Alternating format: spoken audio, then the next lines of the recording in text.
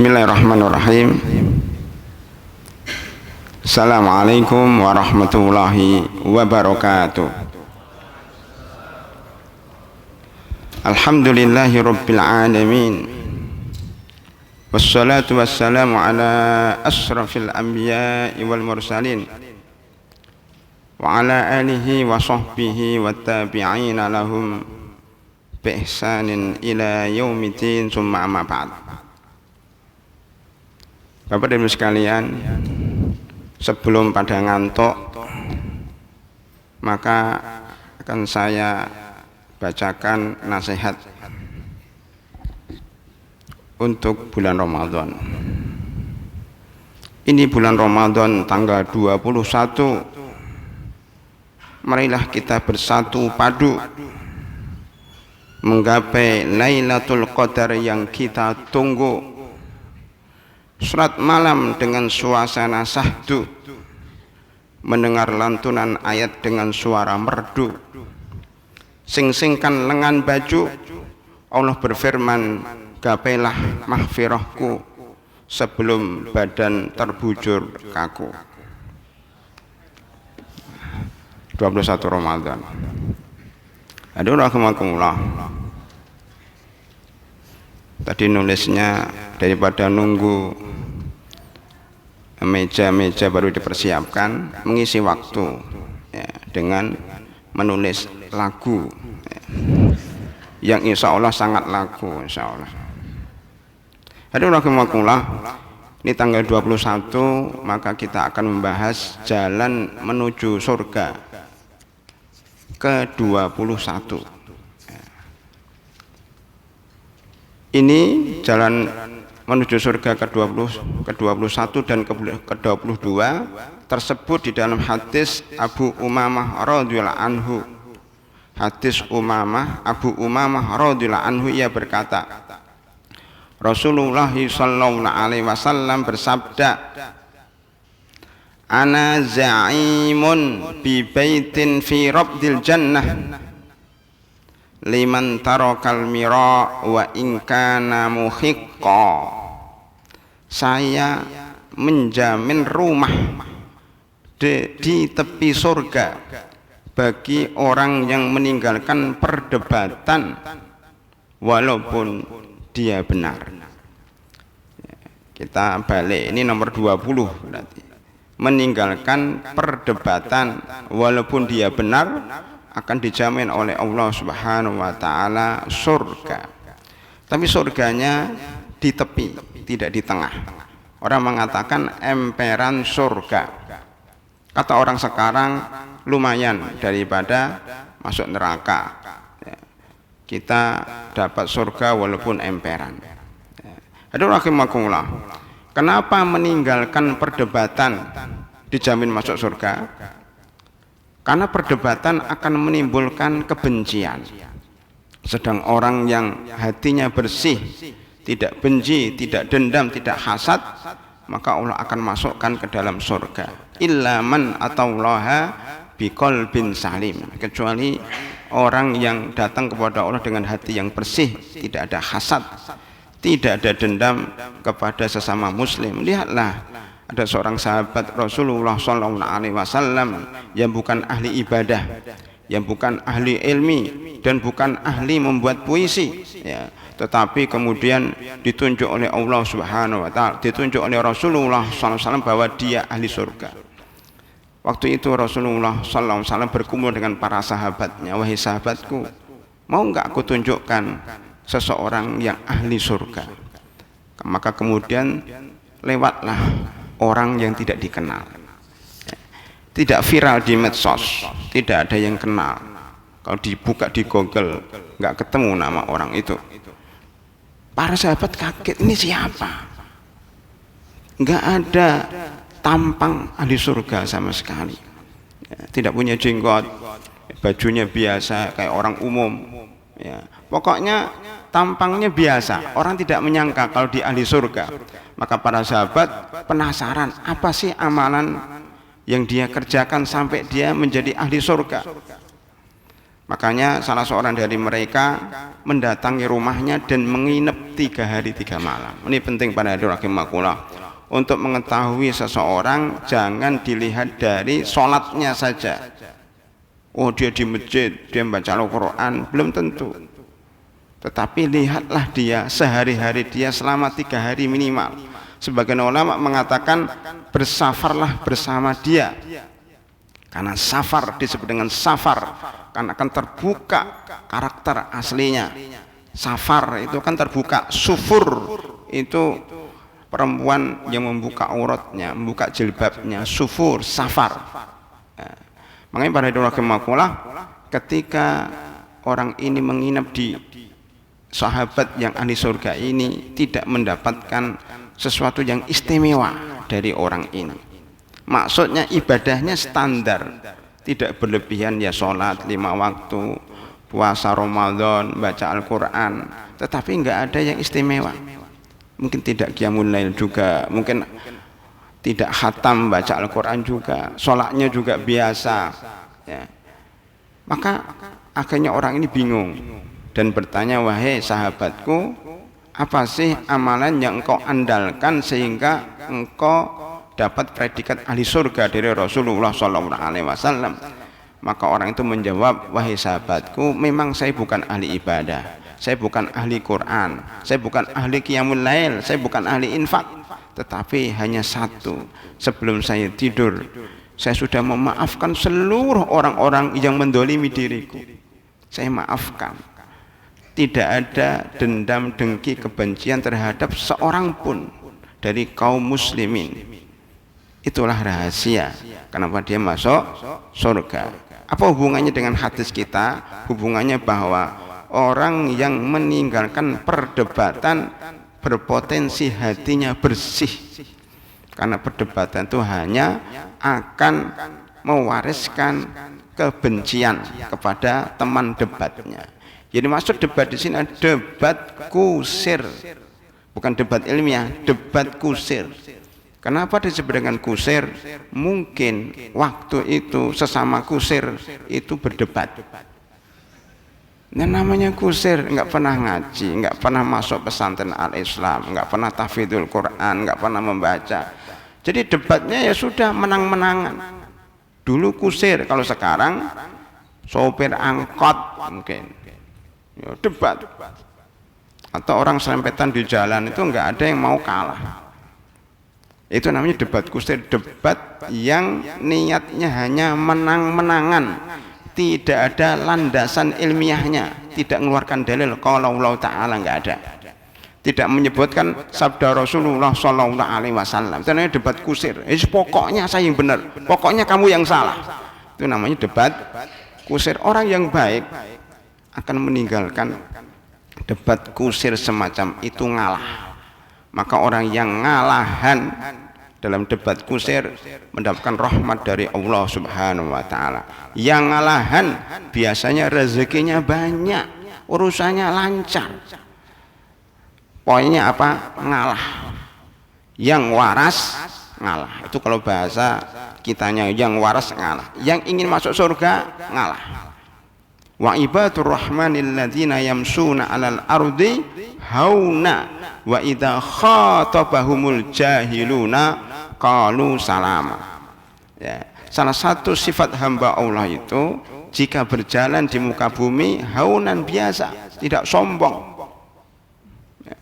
Kemudian jika ditegur, diajak berdebat dengan jahilun, orang-orang bodoh, para pengangguran, qalu salama, terima kasih, saya tidak punya waktu untuk melayani debat Anda. Makanya kalau kita ada masalah dengan orang awam di jalan, mau di tempat lain, sudahlah. Kamu bapak maunya apa? Kamu yang salah, ya sudah. Berapa butuh uang? Ya, jika itu merusak motor Anda, 200.000, ini 200.000, silahkan diperbaiki. Saya mau ada kajian di Al-Islam. Umpamanya itu. Jadi nggak usah dilayanin. Ya. Karena melayani perdebatan yang tidak bermanfaat hanya akan menimbulkan kedengkian di antara kita. Kalau perlu orang itu dirangkul. Itu contoh para hadirin rahimakumullah. kecuali perdebatan yang ilmiah, dialog ilmiah yang berlandaskan ilmu, atau orang mengatakan ada naskah akademisnya. Naskah akademis, jadi ada landasan, ada makalahnya. Jadi sebelum berdebat dia punya makalah. Makanya kalau orang berbicara, tanya apa naskah akademisnya, apa dalilnya, baik dari Al-Quran, dari Sunnah, dari akal, atau dari pernyataan para ulama, para tokoh, para ahli. Maka disebutkan di dalam surat Al-Ankabut ayat 46, wala tujadilu ahlal kitabi illa billati hiya ahsan. Janganlah engkau debat ahlul kitab kecuali dengan cara yang baik. Dengan cara yang baik itu dialog. Kita tahu itu di YouTube itu banyak perdebatan antara muslim dan non muslim. Biasanya para mu'alaf, para kristolog itu berdebat ya. Tetapi harus billati hiya ahsan, jangan mengeluarkan kata-kata kotor. Ada juga perdebatan antara orang yang menista agama itu, yang ada di Jerman itu ya, itu berdebat dengan orang muslim yang ada di Indonesia. Kita lihat perdebatannya nggak mutu sama sekali, karena pokoknya ya, itu mengeluarkan kata-kata yang kasar. Apalagi perdebatan lintas agama dalam apa ya, suatu grup ya, bebas agama itu, atau apa ya, keyakinan yang bebas begitu bahasanya itu, ya Allah kata-katanya kotor semuanya. Maka tinggalkan seperti itu. Begitu juga berdebat dengan orang-orang liberal ya, itu nggak mengeluarkan dalil, semuanya hanya pakai logika. Mendingan kita tinggalkan perdebatan itu kecuali dengan cara yang baik ya. Ud'u ila sabili rabbika bil hikmati wal mau'izatil hasanati wajadilhum billati hiya ahsan ya, debatlah mereka dengan cara yang baik. Maka kalau kita berbeda pendapat dengan seseorang, yuk kita diskusi, tapi pakai dalil ya. Kalau nggak pakai dalil kita nggak mau diskusi.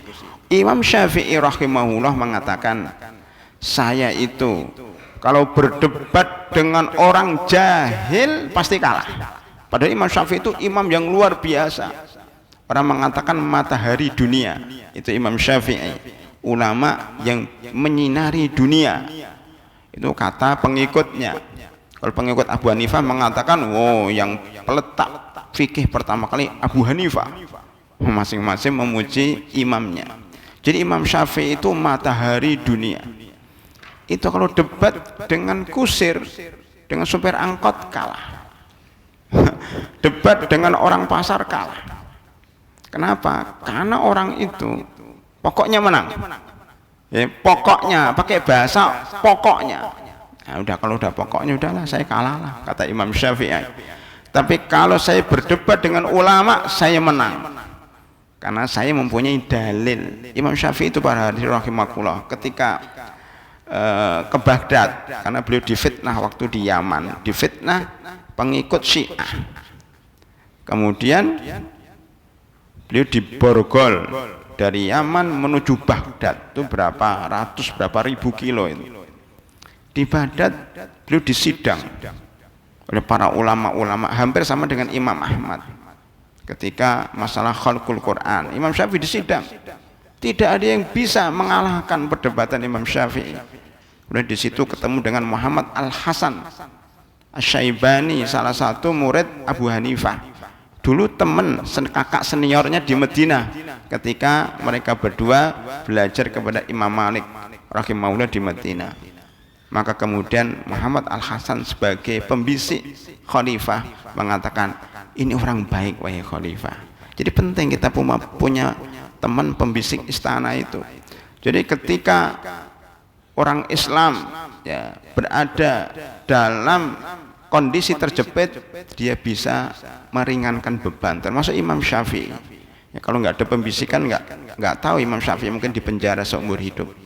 Tapi ada Muhammad Al-Hasan mengatakan dia orang baik, saya pernah ketemu dengan dia. Akhirnya dibebaskan, bukan karena bisikan Muhammad Al-Hasan saja, tapi memang tidak terbukti kalau dia orang Syiah. Justru sebaliknya, beliau adalah penentang Syiah yang paling kuat. Akhirnya dibebaskan. Raja Khalifah minta maaf. Kemudian untuk mengembalikan nama baiknya, beliau diberi uang kira-kira 2 miliar kalau sekarang. Pakai ilmu kira-kira 2 miliar. Lah 2 miliar bagi Imam Syafi'i sangat banyak. Karena selama ini beliau hidupnya sederhana. Dia dilahirkan di lingkungan keluarga yang sederhana, anak yatim waktu kecil. Bapaknya meninggal dunia di Gaza waktu masih kecil. Kemudian pindah ke Mekah, ya, tempat nenek moyangnya di Mekah. Dia termasuk orang Quraisy, ya. Kemudian Imam Syafi'i karena dapat uang sebanyak itu bingung. 2 miliar sama dengan kita, kalau dapat 2 miliar bingung untuk apa, ya. Tapi Imam Syafi'i keluar dari istana yang 1 miliar dibagi-bagi ke seluruh penduduk Baghdad. Coba kalau di sini ada orang punya 1 miliar dibagi kepada seluruh peserta itikaf, insya Allah nggak ada yang ngantuk. Ngantuk itu karena kurang uang, para hadirin rahimakumullah. Kalau diberi uang insya Allah langsung bangun. Baru dengar aja udah bangun. Gimana kalau diberi? Setiap orang yang lewat diberi. Lama-lama terkenal. Imam Syafi'i ini orang baru di Baghdad tapi dermawan, sering bagi-bagi uang. Orang-orang Baghdad senang sama dia. Kemudian yang 1 miliar dibelikan buku. Coba ada orang yang beli buku 1 miliar? Nggak ada sampai sekarang. Seluruh buku madhab Hanafi dibeli dia dengan harga yang mahal, sampai rumahnya itu penuh dengan buku. Padahal dia orang baru. Padahal di Baghdad itu semua adalah pengikut Abu Hanifah. Imam Syafi'i belum ada yang dikenal. Setelah itu beliau isolasi mandiri, iktikaf tapi di rumah. Semua buku yang harganya 1 miliar itu dibaca semuanya dalam waktu singkat. Nah, mestinya iktikaf juga begitu, bawa buku yang seharga 1 miliar dibaca 10 hari, keluar dari iktikaf jadi ulama. Itu masalahnya kita itu iktikaf tapi ya yang dibaca apa juga nggak tahu lah. Minimal Al-Quran itu diulang-ulang sampai 10 kali khatam atau dihafal, ya, minimal 1 surat kita hafal selama 10 hari. Ambil 1 surat, Al-Mulk, ya, Al-Jum'ah, Al-Munafikun, Al-Qalam, Al-Muzammil, Al-Mudassir. Ambil minimal 1 juz hafal umpama. Bisa enggak kira-kira kayak Imam Syafi'i ini? Setelah selesai kira-kira 1 bulan lah dia menyelesaikan seluruh buku. Jadi buku itu dibaca, kemudian dalil-dalilnya dikomentarin dia, kemudian disusun rapi, oh dihafal. Dibeli itu kalau baca buku hafal, dikomentarin, kemudian ya dalil-dalil yang tidak dalilnya diberi dalil, yang ada dalilnya dikomentarin. Setelah selesai membaca buku sebanyak itu, beliau mengumumkan di Baghdad, saya ingin berdebat ilmiah, ngajak dialog ilmiah dengan seluruh ulama Hanafiyah. Wah, ini orang baru menantang debat. Maka satu persatu ulama-ulama Hanafiyah maju dan satu persatu berguguran. Tidak ada yang menang. Ketika oleh berdebat, kamu sudah baca bukunya belum? Belum. Nah, sudah, mundur. Saya sudah punya buku. Kaget ya. Ini orang baru sudah punya buku madhab Abu Hanifah. Padahal dia ulama besar madhab Abu Hanifah nggak punya bukunya. Oh, sudah kalah. Dari sisi referensi aja sudah kalah. Dia belum baca buku-buku karya Abu Hanifah dan madhab Abu Hanifah. Ya, ada juga karangan Muhammad Al-Hasan, karangan Abu Yusuf dan sebagainya. Teman dekatnya Abu Hanifah ada 3 ya, Abu Hanifah, Abu Yusuf, Abu Hanifah itu punya teman 3, Muhammad Al-Hasan dan Abu Yusuf itu yang paling dekat. Kemudian Zufar, ya, dan banyak murid-muridnya. Itu semua dibaca oleh Imam Syafi'i. Nah, setelah itu Imam Syafi'i membuat halaqah di Masjid Baghdad. Halaqah pengajian seperti ini. Padahal di Masjid Baghdad itu ada 10 halaqah. Karena besar ya, ini halaqah.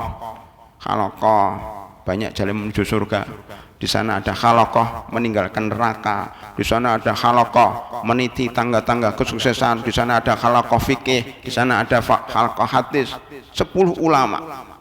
Ketika Imam Syafi'i datang, ya, itu semua halaqah bubar, pindah ke Imam Syafi'i. Tinggal 2 halaqah. Ya karena ada lampunya dan ada shootingannya, bubar. Seakan-akan seperti itu, rame banget. Bingung tuh para ulama, ini siapa ini? Halaqahnya benda sepi, pindah ke Imam Syafi'i semuanya. Masya Allah.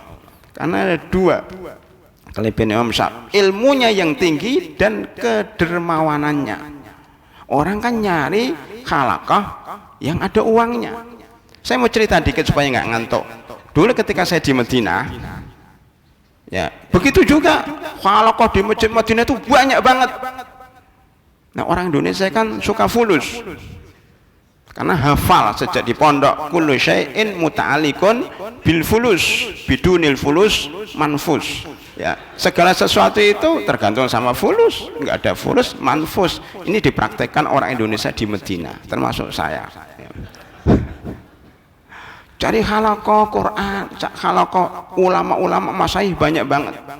Adalah halaqah namanya Syekh Umar Falatah. Syekh Umar Falatah termasuk senior. Saya dengar beliau juga alumni Madinah, tapi senior banget zaman Syekh Hudayfi.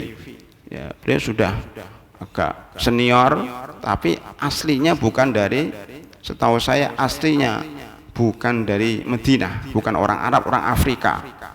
Umar Falatah. Kenapa orang Indonesia ke situ semuanya? Saya tanya, ternyata ya halaqahnya itu halaqah Nailul Autar, sarah bukan Bulughul Maram ya, sarah suatu hadis ya, ya Muntaqa itu Nailul Autar, bukunya ya agak tebal dikit, sarah Nailul Autar. Ternyata apa? Setiap halaqah dibagi fulus. Oh baru tahu, ternyata ada fulusnya. Pantesan orang Indonesia banyak di situ. Orang Indonesia, orang Malaysia, orang Thailand, pokoknya orang-orang Asia yang miskin-miskin inilah. Maksud itu. Pinter juga saya Valanta ini, dia nggak membagi setiap ada pertemuan, jadi baginya dadakan. Baginya dadakan, kadang ada, kadang nggak ada.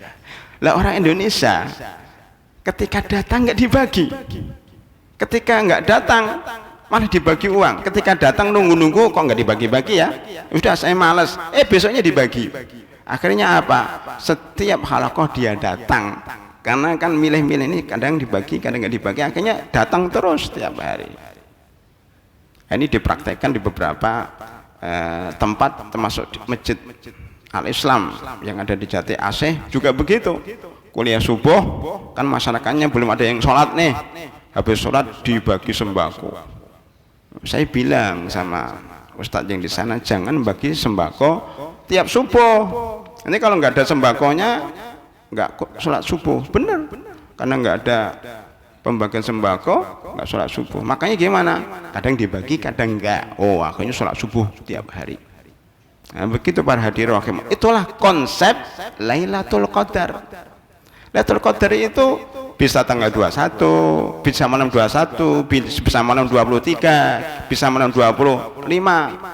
Maka tadi malam Lailatul Qadar atau enggak ya? Besok lagi nyari 23, terus begitu seterusnya, supaya orang datang. Jadi konsep semacam ini sudah diterapkan oleh Allah Subhanahu wa taala dan kita tiru, dan ditiru oleh Syekh Umar Falatah. Ternyata bagus dan bisa menarik perhatian orang-orang Indonesia. Ya, itu yang saya alami ketika di Madinah sampai sekarang tidak lupa. Nailul Autar, bukunya masih ada dan ada coret-coretannya. Kadang-kadang diselipkan uang berapa real, 300 real lumayan itu. 300 real itu berapa ya? Ya, hampir 1 jutaan. Coba di Al-Islam setiap halaqah, setiap pengajian dibagi 1 juta, itu pasti penuh dan nggak ada yang ngantuk. Kita kepengen seperti itu ya, tapi kita ngumpulkan uang dulu. Al-Islam kaya dulu, insya Allah nanti bagi-bagi uang dengan izin Allah Subhanahu Wa Taala. Ini serius ini ya. Kemarin sudah ada yang izin, Ustadz saya mau ke Turki, kira-kira ada biaya siswanya, insya Allah kita siapkan. Gitu.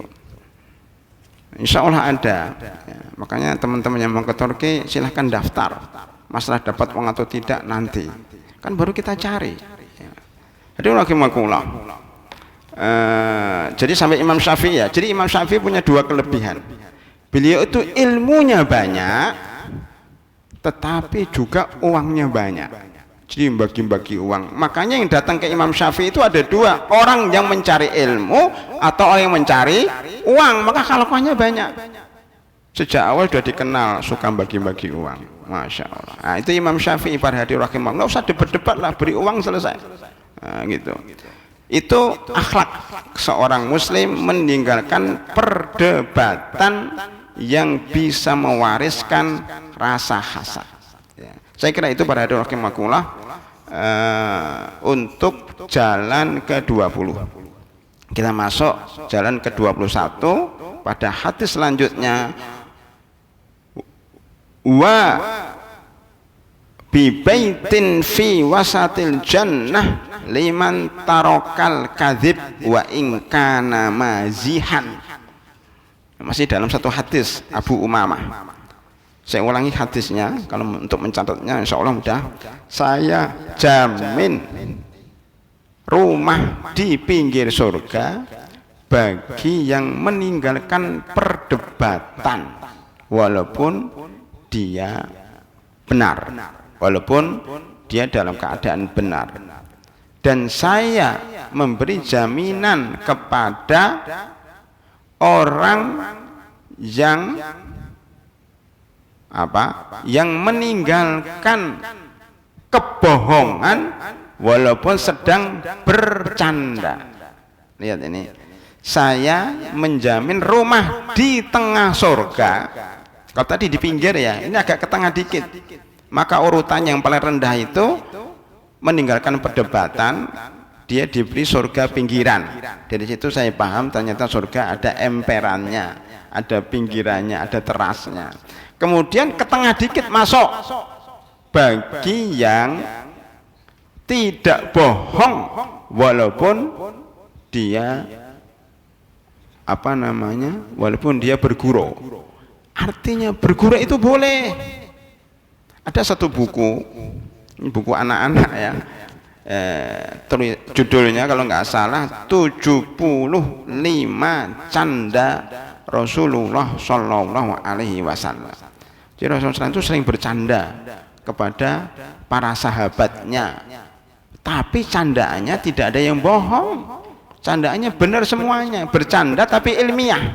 Itu penting, bercanda tapi ilmiah. Penting ini dalam dakwah pada rahimakumullah, karena apalagi sama orang-orang Indonesia yang suka guyon. Indonesia itu karakternya itu guyon, nyantai gitu. Dan ini nggak berlaku di Arab, tidak berlaku di Amerika, di Eropa, hanya berlaku di Asia. Karena tadi orangnya miskin-miskin. Jadi orang miskin sukanya tertawa, menghibur diri. Nah, orang kaya itu uangnya kebanyakan diem, bingung gimana cara membagikan uang itu. Saking kayanya bingung, makanya diem renung. Karena tanggung jawabnya berat di hadapan Allah. Maka dia mikir, masuk surga enggak saya ya? Diem gitu. Itu dalam ilmu sosiologi, antropologi bisa dibenarkan itu. Coba kita lihat antara Mesir dengan Saudi Arabia. Dan alhamdulillah saya hidup di Saudi Arabia 4 tahun. Di Mesir lebih daripada itu. Beda, bandingkan.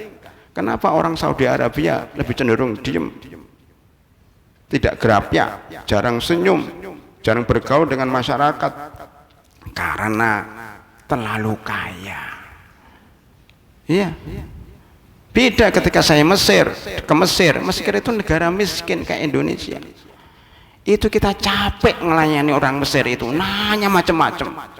terlalu grapiak, terlalu banyak bicara, terlalu banyak guru. Makanya kadang banyak guru sering bohong ya. Itu Mesir seperti itu. Sampai nanya ketika ada hujan gerimis rintik-rintik, itu ada orang nanya, di Indonesia ada hujan? Astagfirullah. Itu orang Mesir itu. Sok akrab. Sok akrab. Indonesia itu di mana sih? Dekat Pakistan ya? Ya terserah kamu lah katanya. Capek melayani mereka itu pada Rahimakumullah. Makanya benar itu kalau kita menerapkan hadis ini, tinggalkan perdebatan itu sama orang-orang Mesir, udah kita mendingan diem saja. Jadi memang punya karakter sendiri-sendiri. Ini secara umum ya, secara umum begitu. Kenapa? Karena orang Mesir itu ya merakyat gitu ya, sama kayak kita di Indonesia ini ya. Makanya di Mesir kita bisa bermasyarakat ya, tapi kalau di Saudi Arabia susah. Nah itu para rahimakumullah.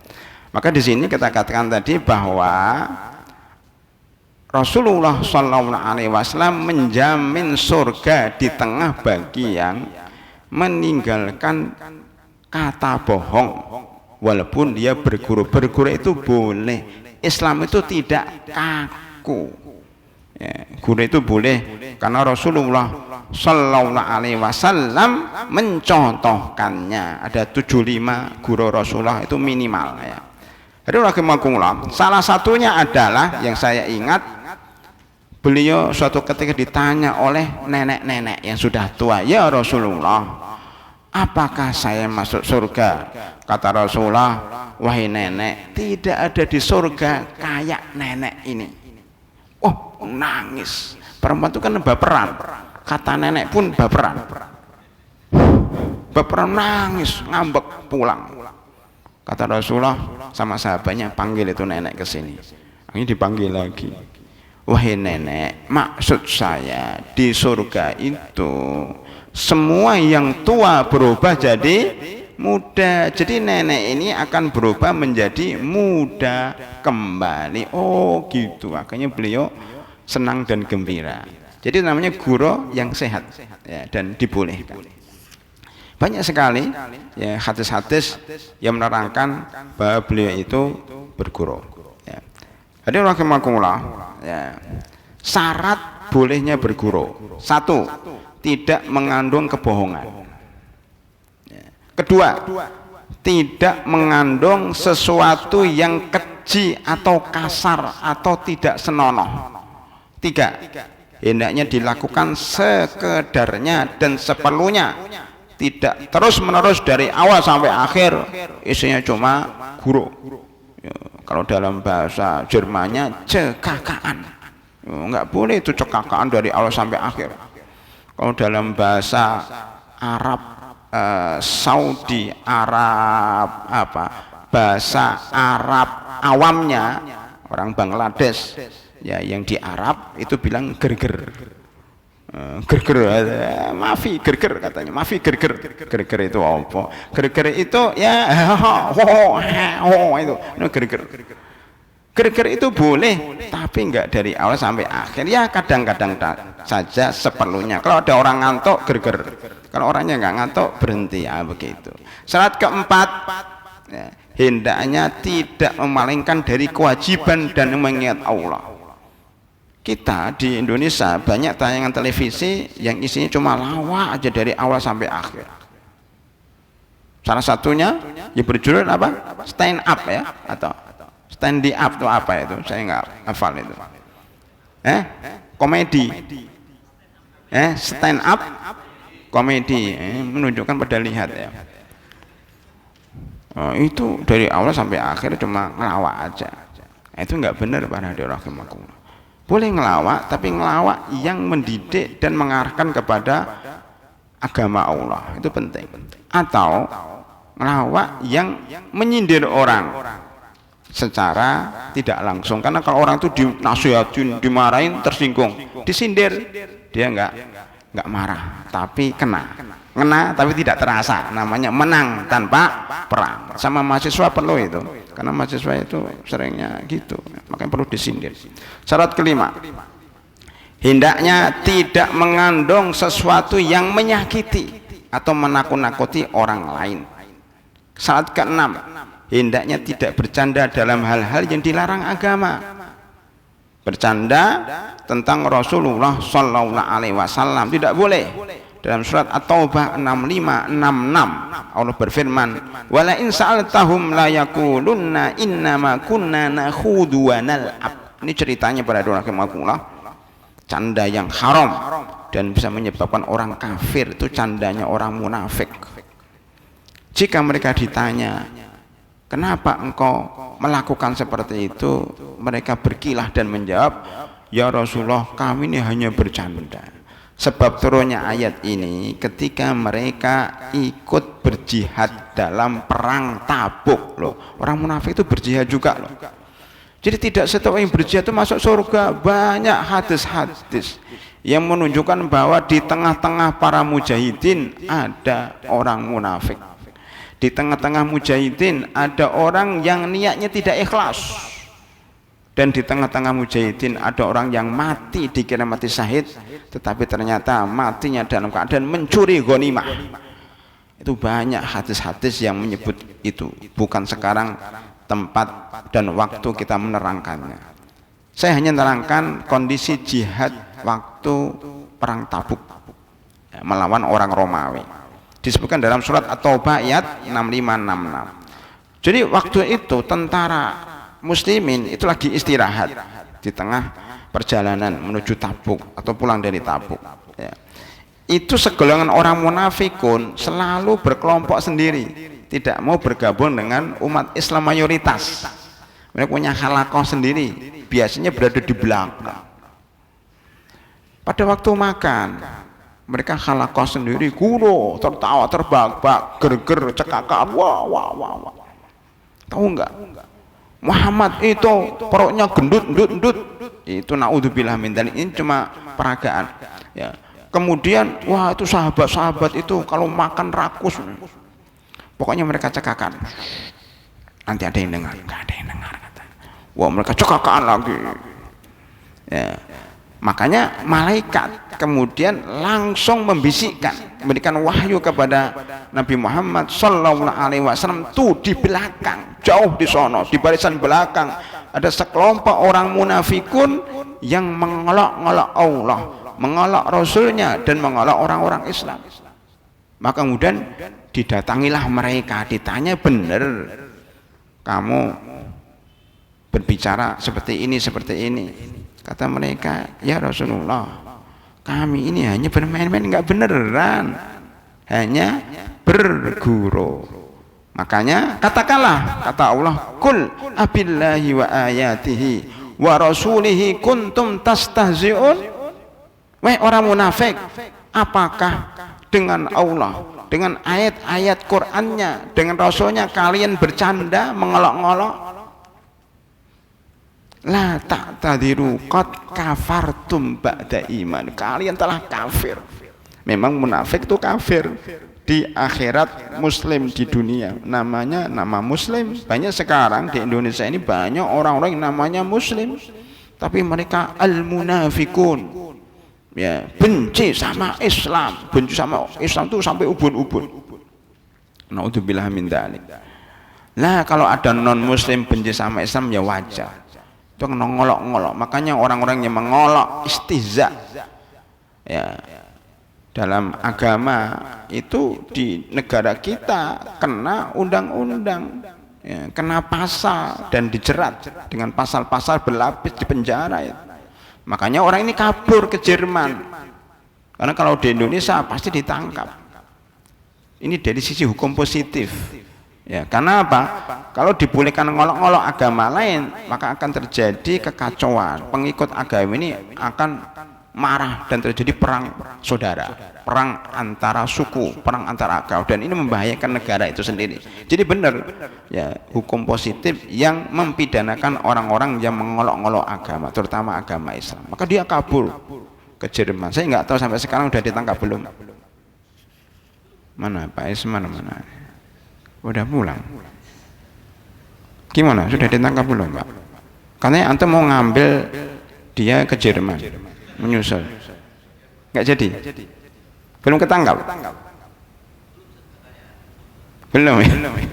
Padahal kalau nangkap mudah itu. Zaman sekarang lihat Google aja ketahuan dia di mana. Pakai Google, HP-nya bisa disadap. Itu kalau mau sungguh-sungguh. Kecuali disembunyikan orang-orang Jerman. Ya, itu biayanya dibiayai itu untuk mengacaukan umat Islam.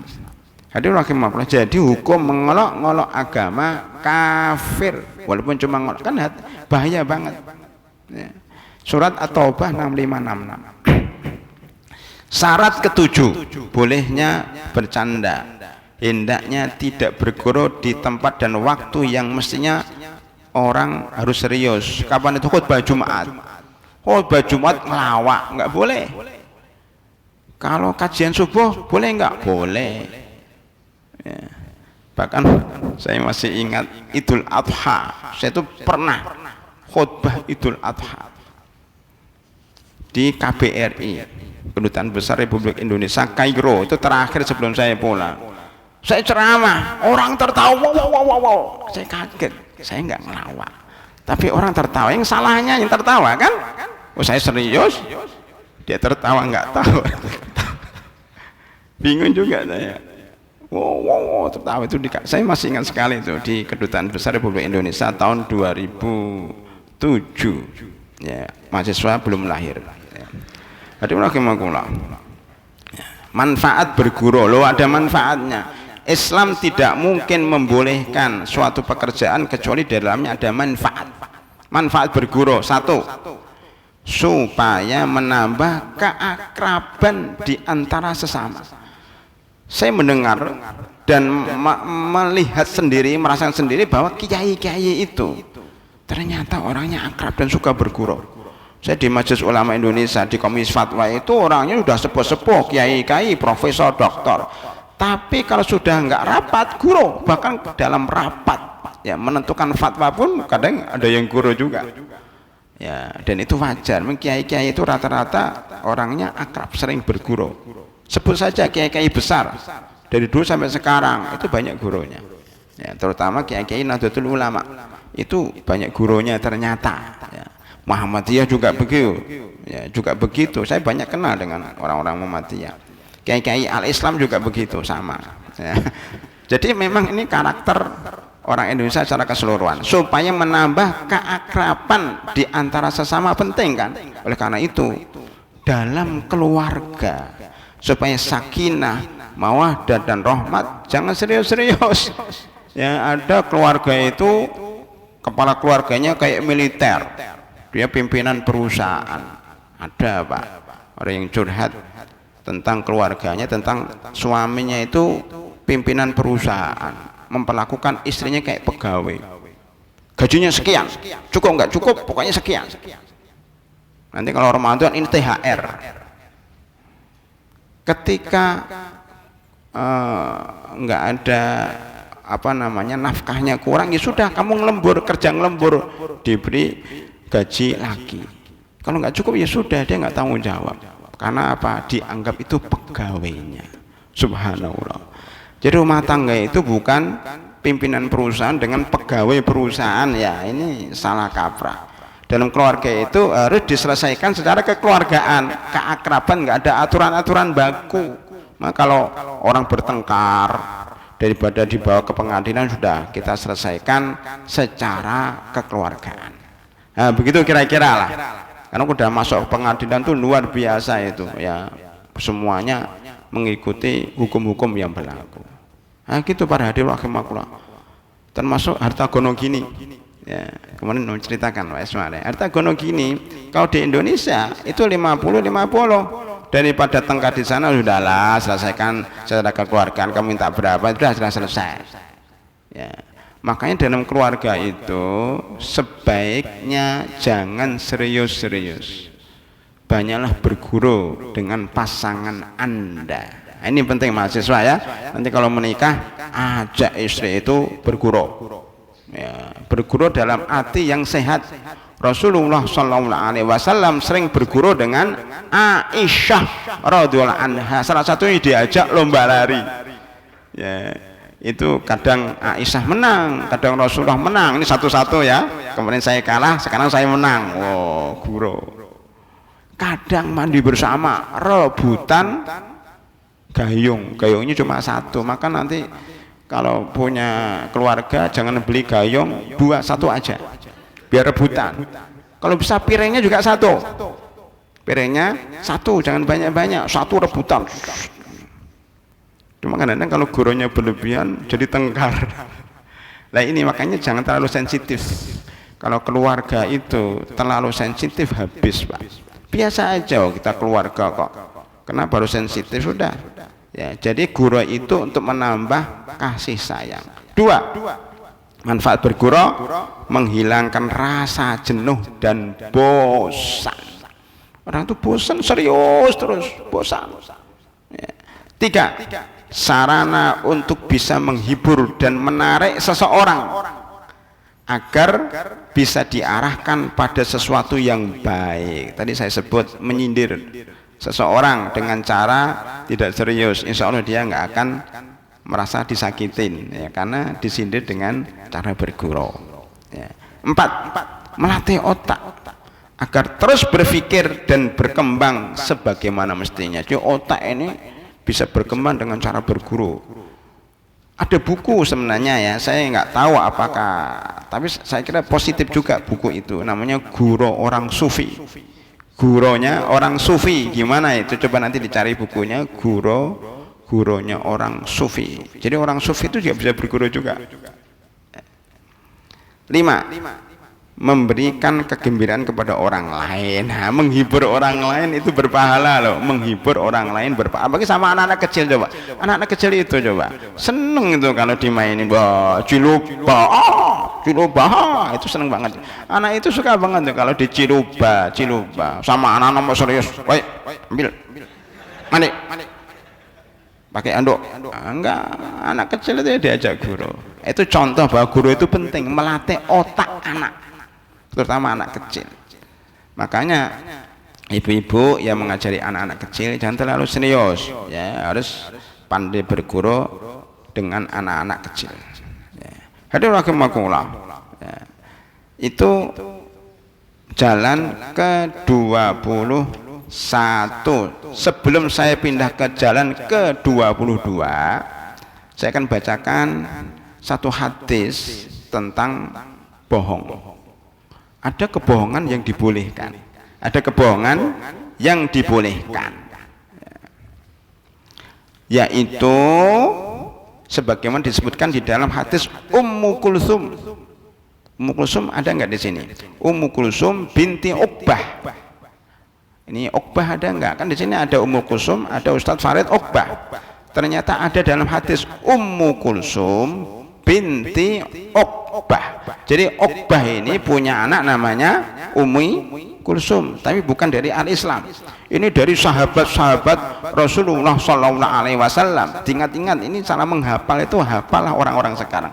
Oh, ternyata ada namanya Uqbah, punya anak namanya Ummi Kulsum. Nah, begitu.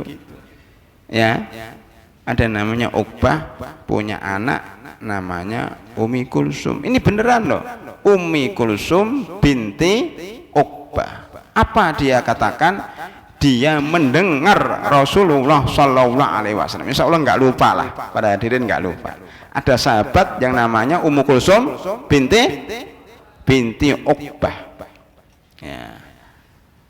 Bahwasanya ia mendengar Rasulullah Sallallahu Alaihi Wasallam bersabda, "Laisal kadzabu alladzi yuslihu bainan nas fayaqulu khairun aw yanmi khairan."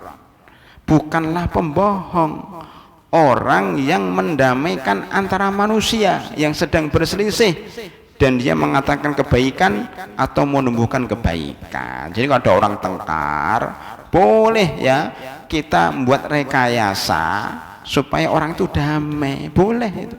Para ulama juga menyebutkan boleh, dalam hal ini boleh karena mendamaikan orang yang berselisih itu termasuk ajaran Islam yang sangat agung ya. Yas'alunaka 'anil anfal qulil anfalu lillahi war rasul fattaqullaha wa aslihu dzata bainikum.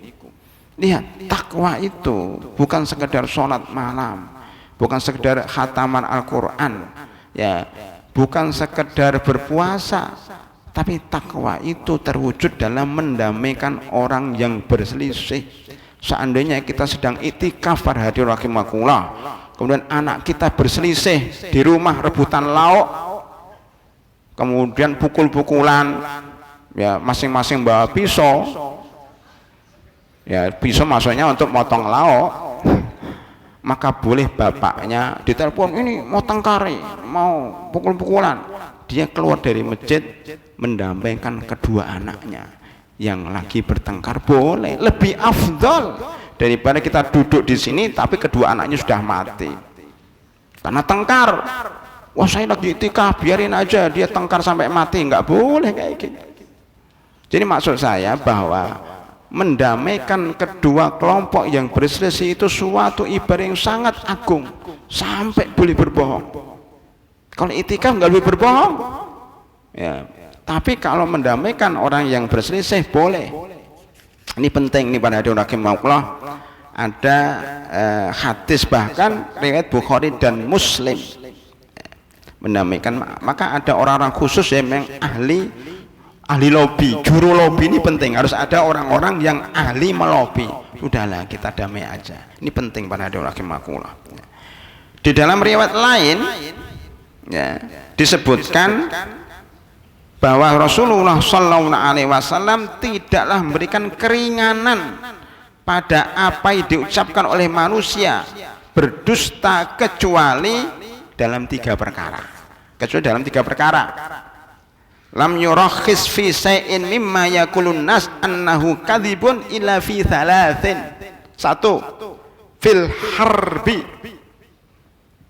ketika perang disebutkan al harbu khud'ah atau al harbu khid'ah. Perang itu tipu muslihat. Ini yang kadang-kadang teman-teman tuh nggak paham. Kita berjuang di Indonesia polos, jangan polos-polos, dihabisin pada orang oleh musuh-musuh Islam. Terus pakai teknik taktik, ya, main zigzag, ya, itu penting. Zigzag, berpura-pura, kemudian berbohong, bukan berbohong dalam arti berbohong yang langsung, tapi masuk dalam perang. Dalam perang itu kan pura-pura mundur padahal dia mau mukul, kayak sepak bola itu. Sepak bola itu masuk dalam kategori latihan perang, ya. Begitu para hadirin, mahasiswa ini setiap hari sepak bola tapi nggak paham-paham, ya. Sepak bola itu latihan perang. Anda ketika mau ngegolkan itu nggak polos maju terus, tembak ke depan, itu orang yang pemula, itu pemain pemula, biasanya anak-anak Islam itu. Tidak, main sepak bola itu zigzag. Sudah di depan gawang nggak langsung ditendang, oper ke kanan, kipernya melihat ke kanan, oper ke kiri, bingung, oper ke kanan, digolkan. Ya itu namanya sepak bola. Kadang-kadang sudah di depan gawang mundurkan ke belakang, dari belakang nendang, gol. Lah itu namanya al harbu khid'ah, kuratul kodam khud'atun. Ya, sepak bola itu tipu muslihat. Tapi kadang-kadang syahwatnya muncul, digiring sendiri dari pertama sampai terakhir. Ya dicegat orang di tengah jalan, bahkan kadang-kadang kiper kepengen golkan. Itulah sepak bola versi mahasiswa al-Islam. Kiper kepengen ngegolkan, astagfirullahaladzim, syahwat supaya tenar. Ya sudah, bagi tugas kiper yang jaga gawang, biarlah yang ngegolkan tuh orang depan, dan ngegolkan pun pakai cara ini. Jadi orang tuh melihat sepak bola itu bisa melihat cara berpikir dia. Oh begitu. Kalau sepak bola aja polos, berarti berjuang pun polos, tidak tahu siasat. Nah, begitu semangat doang, jangan semangat ya, tapi pakai ilmu, pakai tipu muslihat. Ini kata Rasulullah SAW bahwa al harbu khud'atun. Bahkan dalam hadis ini boleh berbohong ketika perang. Lihatlah umpamanya ya, dalam buku Menang Tanpa Perang, ya, Menang Tanpa Perang itu para hadirin rahimakumullah, itu saya susun sebenarnya salah satu panduan berjuang. Jadi kalau bisa kita itu mengalahkan musuh tapi tanpa terasa bahwa musuh itu kalah dengan kita. Jangan kita ngalahkan musuh dan musuh balas dendam, akhirnya kita dihabisin. Ya, contohnya apa? Nabi Sulaiman. Nabi Sulaiman itu ketika mengalahkan Ratu Bilqis nggak pakai perang, cuma digertak aja. Kalau kamu ngeyel, saya serang habis-habisan. Gertak sambel aja. Ketika sudah begitu nggak nyerang-nyerang, cuma diambil singgasananya aja. Itu saya lihat orang-orang zaman sekarang intelijen itu begitu, ngalahkan musuh itu hanya dengan 3 orang, tidak perlu pakai senjata. Ya, ngelorok tanpa bolo kata orang Jerman, nyerang tanpa pasukan, cuma diambil singgasananya, dibawa ke istananya Nabi Sulaiman, tunduklah Ratu Bilqis. Nah, itu nggak usah perang, nggak mengeluarkan satu peluru pun, seluruh kerajaan Sabak yang begitu besar jebol dan tunduk kepada Nabi Sulaiman dan semuanya masuk Islam. Itu salah satu contoh Nabi Sulaiman. Belum Nabi Muhammad SAW ketika Fatku Mekah juga bisa menguasai Mekah tanpa pertumpahan darah yang berarti. Nabi Yusuf alaihissalam seorang diri bisa mengislamkan seluruh Mesir, seorang diri loh. Kenapa itu nggak kita gunakan para hadirin di zaman-zaman yang disebut dengan perang proksi? Jadi perang sekarang itu nggak langsung pakai proksi, pakai pion-pion. Mestinya umat Islam bermusyawarah, berkumpul, bagaimana memperjuangkan Islam itu secara apa ya? Secara cerdas, ya, supaya tidak terjadi kegaduhan. Ya, di luar sono tapi menang. Nah, itu yang susah.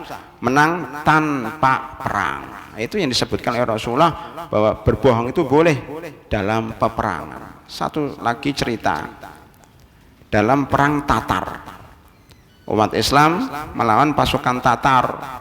Umat Islam ini sudah wilayahnya sudah diserang oleh pasukan Tatar, Baghdad sudah hancur, berapa ratus ribu orang disembelih, naudzubillah min dzalik.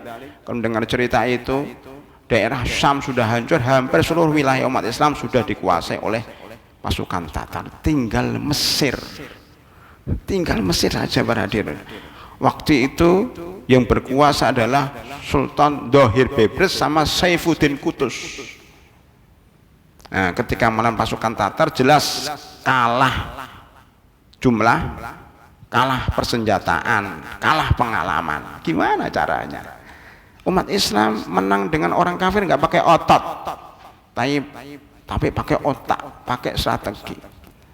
Maka ketika perang itu salah satu bocoran perang itu adalah yang perlu kita sampaikan, Dhohir Bebres dengan 100 pasukan kuda yang terbaik, 100 saja menyerang ya, pusat pasukan Tatar yang jumlahnya 100.000 lebih. Coba 100 menyerang berapa? Menyerang 100.000 lebih, nggak ada 1%-nya, 1 melawan 1.000, gimana bisa menang? Ini pakai taktik apa? Dia menyerang di pusat komando pasukan Tatar. Lah waktu itu Tatar dipimpin oleh namanya Katbugo. Katbugo itu panglima perang pasukan Tatar dari Genghis Khan ya, kalau nggak salah itu Katbugo. Pasukan ini panglima perang, mungkin cucunya itu Katbugo. Katbugo ini orang emosional, punya wakil, punya sekretaris di situ. Tapi namanya orang emosional ya, itu bisa ditaklukkan. Ada silat yang mudah-mudahan nanti di Al-Islam bisa diajarkan. Silat ini namanya nanti disampaikan. Silat ini fokusnya kepada mengalahkan musuh dengan cara mengobok-obok emosional musuh itu, tenaganya dikuras untuk dijatuhkan. Nah, ini seperti dalam perang Tatar. Maka ketika ini Dhohir Bebres ini menyerang dengan 100 pasukan dan membunuh barisan depan, Katbugo marah, ini berani banget cuma 100 orang berkuda melawan kita yang jumlahnya ratusan ribu. Habisin dia, habisin. Kata wakilnya, jangan, itu hanya pancingan, nggak ada urusan. Habisin, aku dihabisin seluruh. Ya 100.000 ngejar 100, kayak truk kontainer ngejar motor. Ya, di jalan kampung sawah pakai truk kontainer ngejar motor, ya nggak kekejar lah. dimasukkan al-Islam, belum, kontennya nggak bisa keluar, nggak bisa masuk karena kegemukan. Paham maksudnya ya? Truk nggak usah kontennya tergandeng masuk ke al-Islam susah banget itu. Apalagi ada kabel-kabel di atas tuh, pernah itu hancur semua listrik itu karena ada truk tinggi banget untuk bangunan itu. Nah, kayak gitu pasukan ya jumlah 100 dimasukkan ke lembah namanya Ain Jalut, lembah Ain Jalut. Kalau sekarang al-Islam masuklah al-Islam naik motor bisa lewat belakang ya, motornya diangkat lewat tembok lari ke sana. Nah, motor kecil itu ya, truk masuk aja susah, mundur susah. Lah ketika maju susah, mundur susah, disitulah umat Islam di Ain Jalut itu sudah menunggu pasukan panah yang dipimpin oleh Saifuddin Qutuz. Kemudian dari luar sono sudah ada pasukan Islam yang menunggu. Jadi pasukan Tatar yang jumlahnya sangat banyak itu terjebak, maju kena, mundur kena, maju disikat dengan pasukan panah, mundur dihancurkan dengan pasukan Islam yang ada di belakangnya. Habislah pasukan Tatar hanya karena emosi pemimpinnya dan tidak pakai siasat, habis, tidak balik lagi setelah itu. Padahal kalau dengan perang terbuka itu umat Islam nggak akan mungkin bisa menang. Maka sekarang pun demikian, umat Islam itu kalau berhadapan ya satu persatu akan kalah pada hadirin rahimakumullah. Jadi cara yang ditempuh adalah kayak Saifuddin Qutuz, kayak Zuhair Berbis dalam perang Ain Jalut, zigzag muter ya, sehingga bisa menundukkan musuh-musuh Islam walaupun mereka raksasa. Begitu pada hadirin rahimakumullah, namanya al-harbu khud'atun ya, perang itu tipu muslihat. Dan saya renungkan dalam peperangan-peperangan Islam rata-rata seperti itu, dalam perang pasukan Badar, dalam perang Uhud, dalam perang Ahzab ya, dalam perang Mu'tah, dalam perang manapun juga penentu kemenangan ya setelah Allah Subhanahu wa taala adalah siasat, politik, cara. Ya, itu yang membuat mereka menang. Termasuk perang ini, termasuk perang Zallaqah. Ini semua pada bulan Ramadan para hadirin. Ramadan kita harus tahu namanya perang Zallaqah. Itu juga begitu. Perang antara pasukan Islam dengan pasukan salib yang dipimpin oleh Alfonso. Alfonso II itu sombong, gegabah. Sombong itu membuat kita kalah pada rahimakumullah. Dia mengatakan pasukan saya ini tidak akan dikalahkan oleh pasukan dunia manapun juga. Bahkan pasukan malaikat, pasukan jin akan kami kalahkan. Sama pasukan onta dari Maroko kalah. Karena pasukan Islam yang dipimpin oleh Yusuf Tathafin yang ada di Maroko, alhamdulillah saya pernah ngunjungin tempatnya itu di Maroko. Jauh banget itu dari sini. Kalau ke Saudi aja 9 jam, dari Qatar ke sana 9 jam juga. Panjang banget, jauh banget. Marokis di Maroko. Itu menyeberang lautan ya, itu dengan pasukan onta. Di Andalus itu enggak ada onta pada hadirin rahimakumullah. Semuanya kuda. Ya, kuda semua. Lah pasukan saya pakai kuda ini. Pertama kali caranya Yusuf Tasafin, ayo dikeluarkan semuanya, pasukan-pasukan kuda, pasukan berjalan kaki dikeluarkan semuanya. Kemudian kelihatannya kalah, pura-pura kalah. Sudah habis. Wah, ini semakin sombong, semakin meremehkan. Ketika mereka senang karena menang, itu kayak pasukan Islam dalam perang Uhud. Sudah lupa daratan, akhirnya merasa menang, akhirnya dihabisi oleh Khalid bin Walid, akhirnya kalah umat Islam dalam perang. Ini terbalik, pasukan salib sudah merasa menang, tertawa-tertawa, tiba-tiba muncul pasukan inti, yaitu pasukan onta yang sembunyi sejak tadi. Tahu nggak, kuda itu kalau lewat onta takut, ternyata ada kuda yang lebih besar daripada saya, kabur semuanya itu. Jadi pasukan kuda ini takut dengan onta, baru lihat onta lari terberit-berit. Habislah pasukan salib Alfonso II ini kalah dengan pasukan onta yang dibawa dari Afrika. Itu namanya siasat dalam perang Zallaqah pada bulan Ramadan, pakai taktik khud'ah, tipuan, tipu muslihat. Ini penting para hadirin rahimakumullah. Jadi ada 3. Kok sampai perang-perang gitu ya. Dalam perang, kemudian mendamaikan perselisihan antara manusia, dan yang terakhir ucapan suami kepada istrinya atau ucapan istri kepada suaminya. Jadi kalau suami istri itu atau yang mendamaikan kedua suami istri itu boleh bong-bong dikit ya. Kalau ingin mendamaikan ya, tujuannya mendamaikan ya. Nggak boleh kemudian sengaja berbohong tiap hari bohong, itu nggak boleh. Ini pihak ketiga ya, istrinya benci sama suaminya, suaminya benci sama istrinya. Ada pihak ketiga, enggak, suami kamu baik kok, bener-bener dia ngomongin kamu baik, dan datang ke suaminya, enggak, istri kamu baik kok, ya mendamaikan. Padahal dia nggak dengar istrinya ngomong kayak gitu. Akhirnya mereka damai, alhamdulillah. Itu dibolehkan. 3 ya, dalam perang, mendamaikan orang berselisih, dan mendamaikan suami istri itu boleh berbohong. Selesai, jalan ke 20 dan 21. Ternyata 22 nggak terkejar para hadirin rahimakumullah ya. Yaitu apalah? Berakhlak karimah. Barang siapa yang berakhlak karimah, maka aku jamin surga di atas. Akhlak karimah paling tinggi para hadirin rahimakumullah ya. Dia dapat surga yang paling atas. Alhamdulillah, 1 hadis 3 jalan sekaligus sudah selesai. Insya Allah akan kita lanjutkan jalan ke 24 sampai 30 dengan izin Allah Subhanahu wa Ta'ala. Kalau sudah dapat Lailatul Qadar, kita selesaikan buku ini sudah. Karena sudah dapat Lailatul Qadar. Karena belum dapat Lailatul Qadar, masih ada waktu ya. Tanggal malam 23, malam 25, malam 27 mudah-mudahan sudah selesai buku ini, karena semuanya sudah dapat Lailatul Qadar dan sudah masuk surga semuanya. Maka buku ini selesai, banyak jalan menuju surga. Kalau orang yang sudah sampai surga ya selesai. Pada itu saya kira itu ya. Ada pertanyaan enggak? Sudah sampai jam 6.20.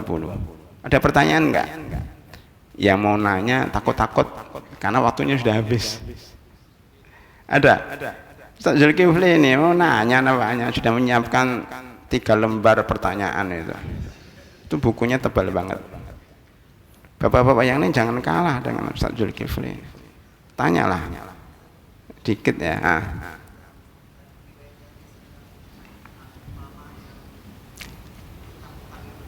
Tentang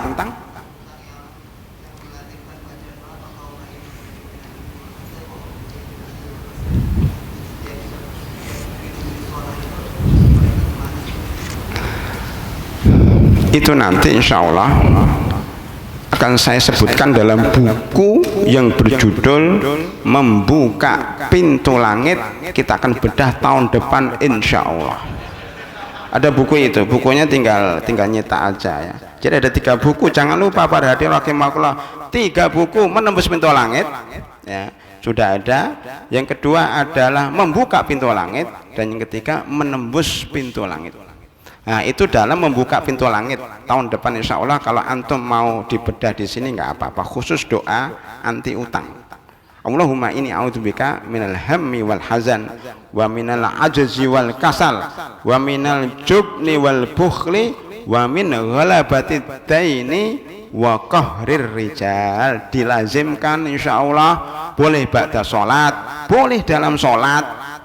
Dalam salat itu sebelum salam. Ini para ulama menjelaskan sebelum salam boleh baca buku itu, baca doa itu ya. Kemudian kapan saja selama punya utang, baca doa itu, insya Allah Allah akan memudahkan untuk membayar utang-utang kita, apalagi pada bulan Ramadan ya. Saya anjurkan kepada seluruh yang punya utang, mumpung Ramadan, berdoalah agar utang-utangnya terbayar. Amin ya robbal alamin. Allah akan mengabulkan doa-doa bagi orang yang sungguh-sungguh dalam berdoa.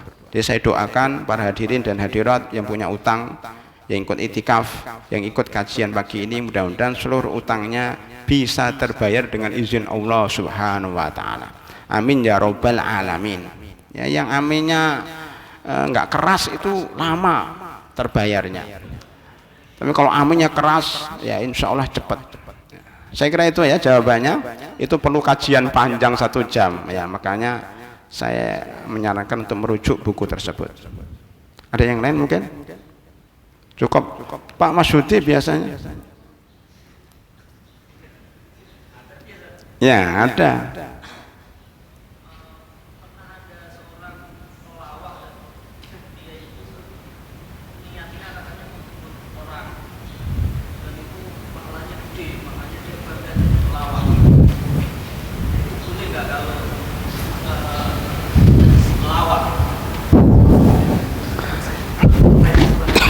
Benar kata pelawak itu ya, bahwa menghibur orang itu pahalanya gede memang, terutama orang yang punya utang.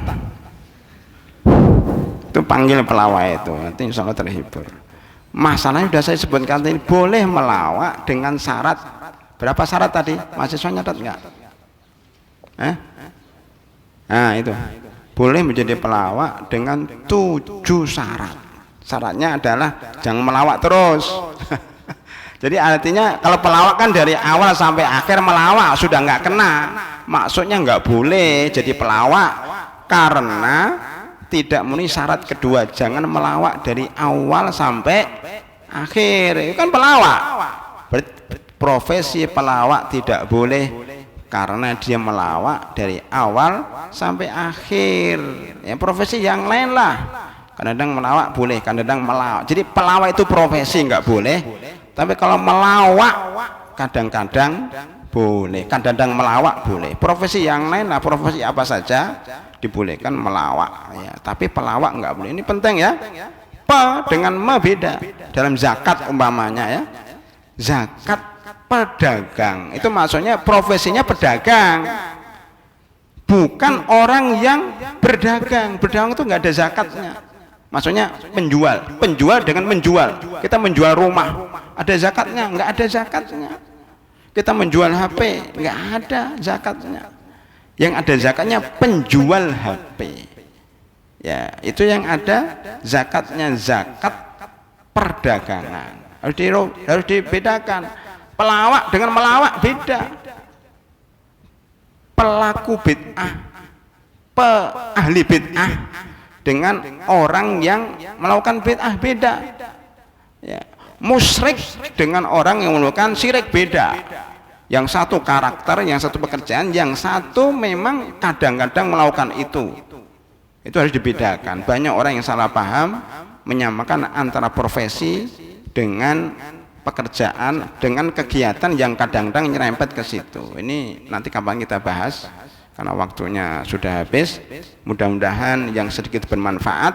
Sekali lagi kami mengajak para hadirin untuk tetap ya duduk sampai syuruk. Ini termasuk ta'awanu 'alal birri wa taqwa, sehingga kita tidak ngantuk. Insya Allah habis ini silahkan tidur boleh. Yang penting sampai syuruk kita sholat, kemudian setelah itu kita istirahat. Demikian, lebih kurangnya mohon maaf. Kita tutup dengan doa kafaratul majlis. Subhanakallahumma bihamdika asyhadu an la ilaha illa anta astaghfiruka wa atubu ilaik. Assalamualaikum warahmatullahi wabarakatuh.